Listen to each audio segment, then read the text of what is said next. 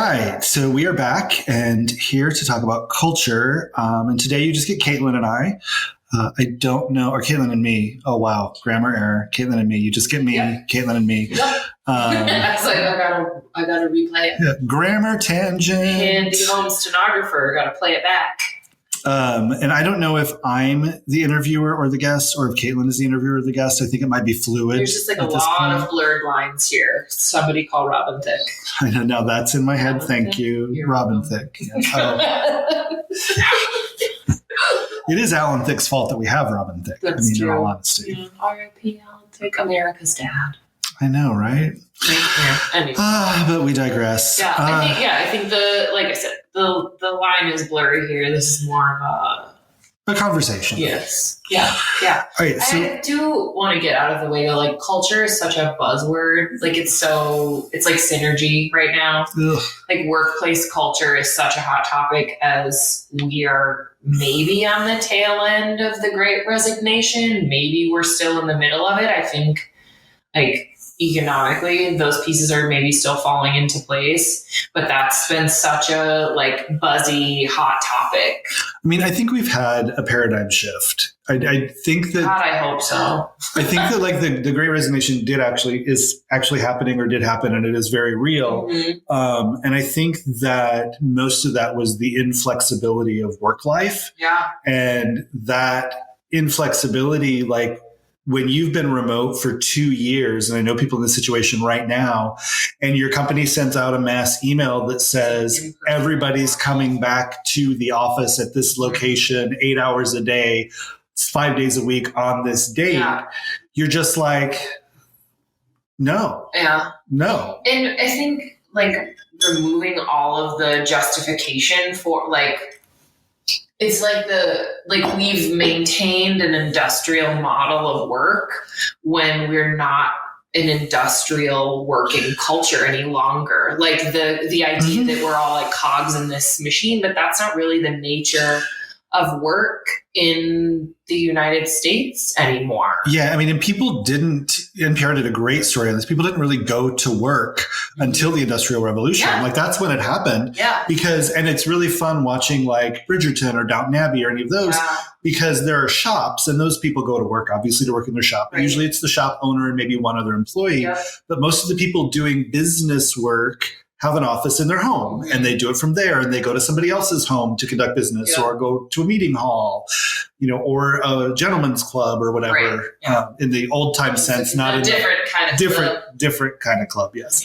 I mean, you're right. Like watching those shows, I don't have like, any firsthand experience. There's a little bit in there, but we did. And I get like, if you're physically on a line making a product, then yes, you need to be there. Than somebody who just needs an internet connection and an office, a Microsoft Office subscription to do their work. I mean, and to your point, most people these days are in that category, most professional folks. I mean, we still have a lot of manufacturing in the US and that's great, but we can monitor stuff and we can do things from wherever we are. But I just think it's become like we've infantilized the workforce in such a way that like we are not like you can't trust your employees. So like, why do you need to monitor what they're doing? Like, do you distrust your employees so much that you need to like have a monitoring system on there? Like, if that's the case, like they shouldn't be working for you. I agree 100%. Yeah, like, I know. You don't hire people that you don't trust. And I think when everybody like had to work from home for a while in 2020, we were uniquely set up for that. And people just left and it was fine. It was perfectly fine. I mean, I actually polled everybody and said, do you want to come back to an office?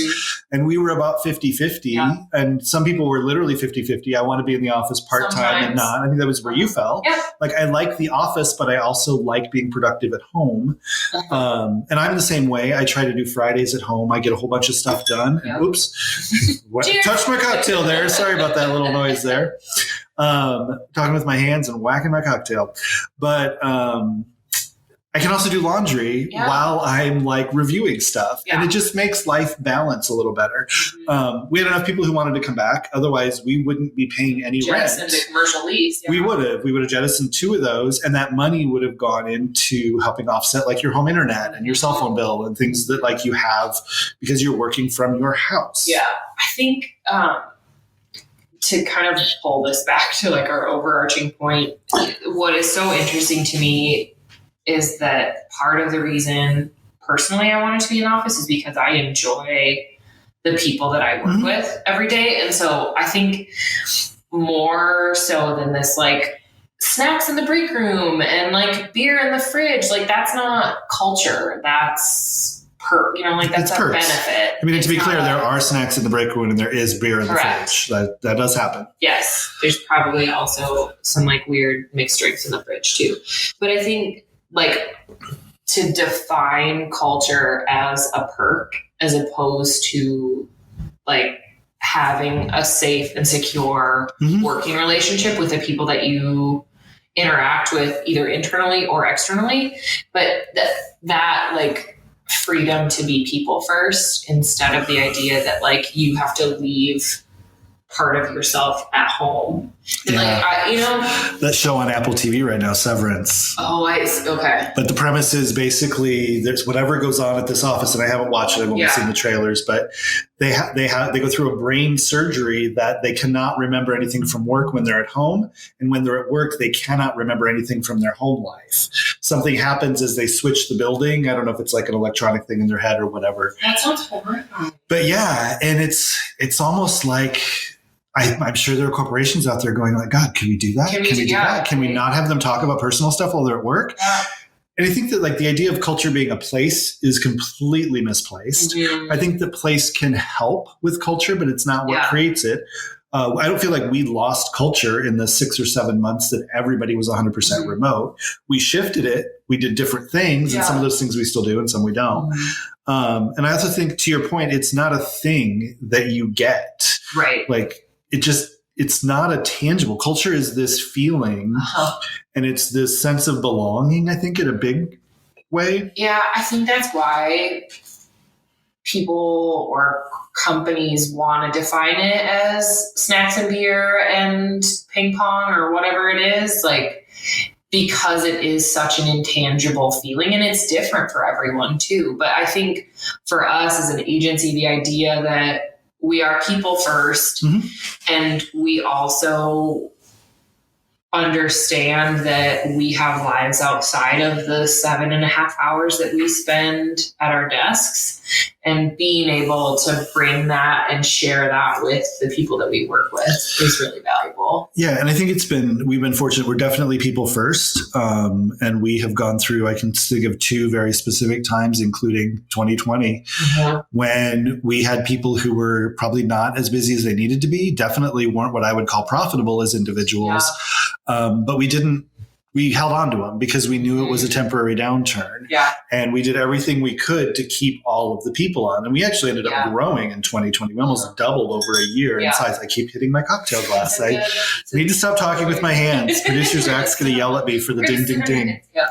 But at least we've actually got cocktails here. Right. So I think that's a big piece of it. And I think that kind of is where benefits spur from. There's that people first mentality where it's like, well, I also want these people to be healthy. And so we have health insurance, even though legally we don't have to, and dental and vision and all of those things. And you should be saving for your retirement like I do. So we have a 401k with a really nice match, apparently better than it's supposed to be, according to our accountant. But nothing's changing with it. It's staying exactly as it is. He just said it's actually best in class for companies 100 times our size. Yeah. And I'm like, okay, like I just know that it's fair. It makes sense. And those things cost us money. And I see that on the bottom line. I know exactly how much everything costs. But those are like perks and those are things that we do. Yeah. And I think you touched on it. And I think for me, it really comes down to kind of 3 things with the team from a feeling. I want you to feel safe.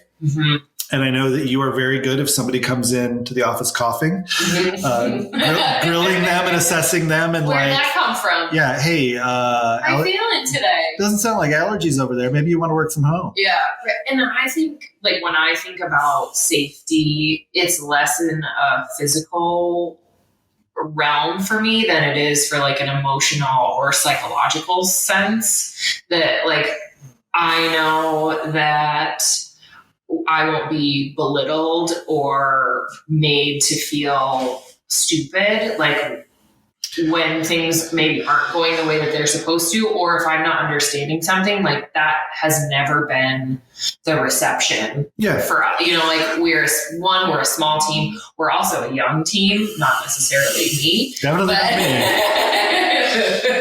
But we're all learning big stuff right now, and being able to say like, hey, I don't 100% understand that. And knowing that we're going to be met with a helpful perspective as opposed to like derision is more kind of in line with my safety need. Yeah, I think that there's a physically safe and a mentally safe, creating that safe space. I mean, and hopefully it helps that, you know, I ask Jessica for help all the time. I ask Jesse for his opinion constantly. I'll have suggestions, for somebody, but I don't necessarily like know how to form it into the thing it needs to be. Yeah. I just want to get it out and then let them go do what they do. And so hopefully modeling that helps. I really believe in like, you have to practice what you preach kind of thing. So that safety piece is there. I think the second one is security. And that goes to, you know, no layoffs during the pandemic. We managed to get through that and fund payroll and not a lot else, but we got through it and came out of it okay. And that's security, knowing that, you know, I'm here for the foreseeable future. The company, I want it to live on beyond me when, you know, I'm not working here anymore. When I retire. There are spectacular retirement benefits. Right. Absolutely. And just that security that like, is if you're doing what you need to do and you're coming into work and you're performing and you're getting things done, you've got a job. Right. Like you're not going to I'm not going to come in and just say, you know what, I need to cut 10% and HR. And it's people. Headcount is the most expensive thing. So 2 of you got to go vote on who gets taken off the island. So horrible. And just really looking at that security. I mean, and we've had people self-select out, and that's perfectly fine. And, you know, would we fire somebody if we needed to? Well, yeah. Like if there's a huge problem. We would try everything else before that. And I think that everybody is aware that we would try everything else before that. Yeah, it's really trying to coach and help and guide. And if we hit a point where that's not working, even that we approach with a conversation. Like it's not a, you know, you come in at 8:00 and you're escorted out or the building's locked. There's a box. Yeah, it's a conversation about like, and it gets me to my third one which is happy. So you should be safe, you should be secure, and you should be happy. Yeah. And, you know, it's not that you're overjoyed in everything you're doing. We all do stuff we don't like. But the idea that most of your day-to-day is a thing you're good at and feel like you can excel at and are proud of excelling, and a thing you like to do. Because nobody likes to come in every day and feel like they're struggling and just failing constantly. And if that's where somebody is, we need to find either a different seat for them, or we need to have that conversation about maybe this isn't the place for you. There's somewhere else you can be happy. But it's such a different conversation to have that than to be, you're not performing, you're fired. And it's this, like, the end result is sometimes the same as far as, like, they leave. You know, at the end, somebody is no longer employed. But the way in which you arrive at that point can be such a North Star for the people that are left, too. Knowing like I can speak up and say like, this isn't really jiving with me, and how can I fix this, or how can we fix this? Yeah, nobody should feel like they're going to get fired for something they say or something they question or something they ask. Those are all things that, in all honesty, I wish people questioned more. I wish people asked more. I wish people challenged more. You can tell me I'm being a fucking idiot because we'll have a conversation about that. But at the end, if you're right, I'll concede and be like, yeah, that was really stupid. Maybe not right away, but... Well, we got to have a conversation. We got to work that out. I mean, it's the same thing with a sibling or a spouse or a best friend. If you challenge them directly on something, they don't always accept it immediately. You have the conversation, and sometimes you change and sometimes they change. But rarely does it result in like, screw this, I'm never seeing you again.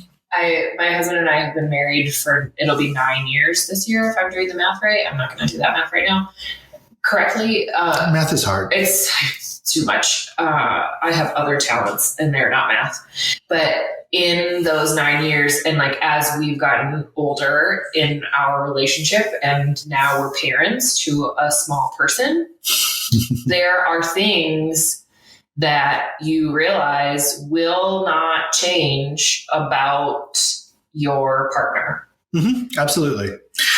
And what do you do with those? But I think it's the same in a career or work environment. Like there are some things that will just be the way that they are. And how do you like respectfully acknowledge that about someone and then continue to carry on and hopefully allow them to do work that's fulfilling and also beneficial?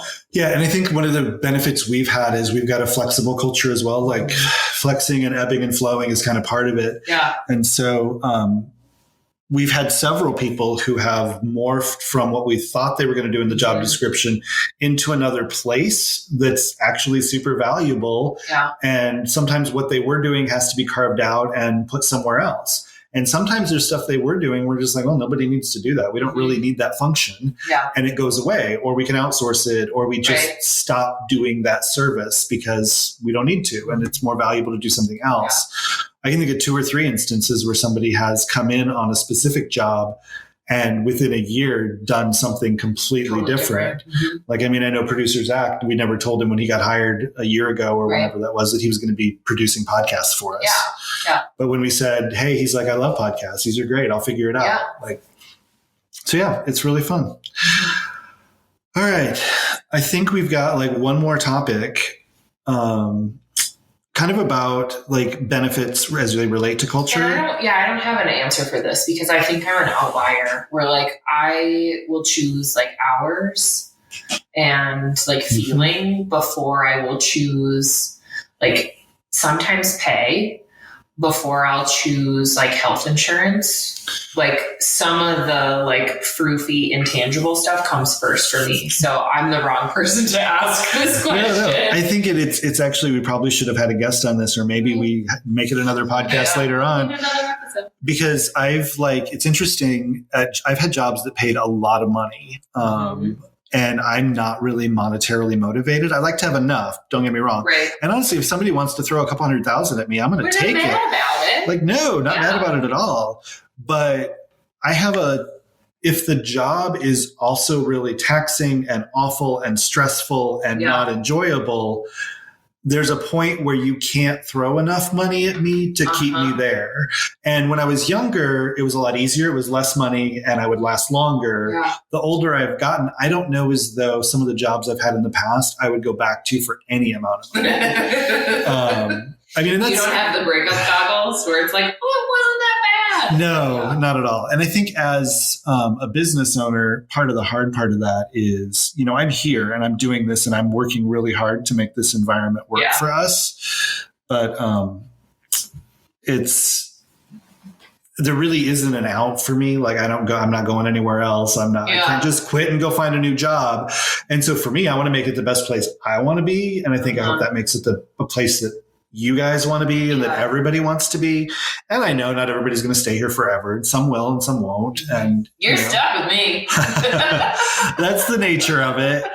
But ideally we continue to bring people in who buy into that and who agree with what we agree with and get that feeling.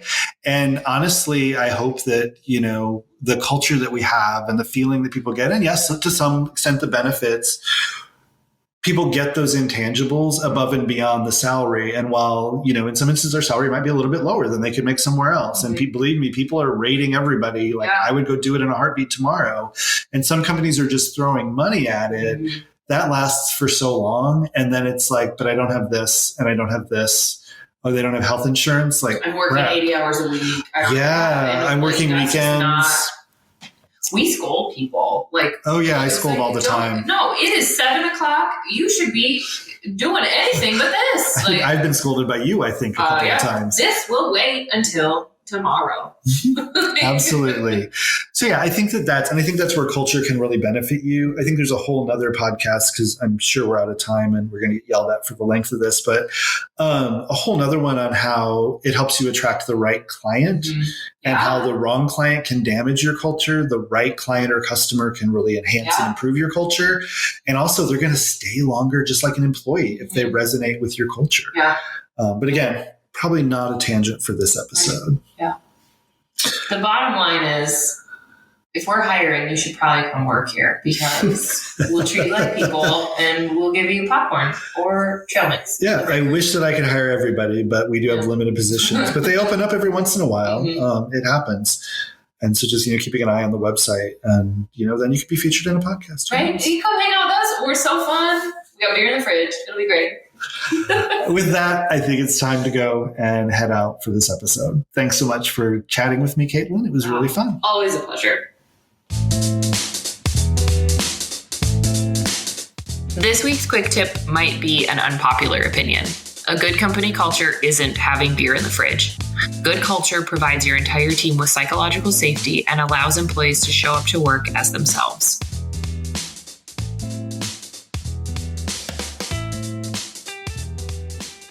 That's it for another episode of Cocktails, Tangents, and Answers. We hope you enjoyed listening. We enjoyed recording and this week's cocktail. You can find me on Twitter or Instagram at Rich Mackey. I try not to make it too difficult. It's just my name.